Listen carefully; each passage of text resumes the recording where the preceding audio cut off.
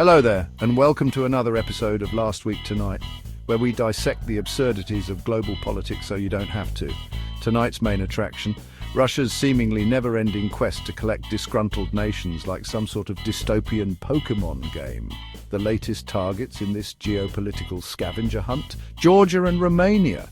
It seems like only yesterday we were talking about election interference in the good old US of A now. Russia's decided to spread the love eastward because who needs a relaxing vacation when you can sow the seeds of discord across Europe, right? Georgia. Known for its stunning landscapes, delicious cuisine and, being caught in the middle of Russia's latest attempt to destabilize, everything. The Kremlin's playbook here is about as subtle as a bear in a tutu. Think backroom deals, whispers of discontent, and maybe even a few strategically placed Facebook ads. Because nothing says, we totally respect your sovereignty, like trying to install a government that's more puppet than politician. The best part, most Georgians aren't buying it. They've seen this show before and they know it's about as funny as a borscht shortage, which, let's be honest, is a pretty accurate analogy for what Russia's trying to do to their sense of stability.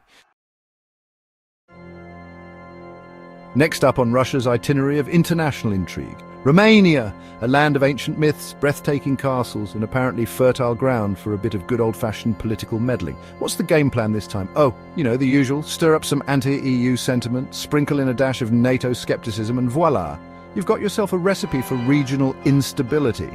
It's enough to make even Dracula turn in his grave. But here's the thing, Romanians are a resilient bunch. They've dealt with centuries of invasions, occupations, and frankly, way scarier things than a few Russian oligarchs trying to buy influence. They're onto these tactics and they're not afraid to call them out, often with a healthy dose of humor.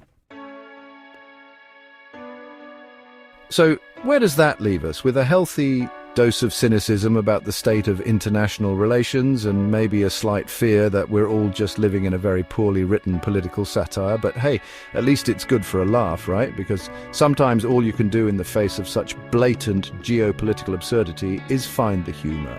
Whether it's through witty memes, satirical news segments, you're welcome.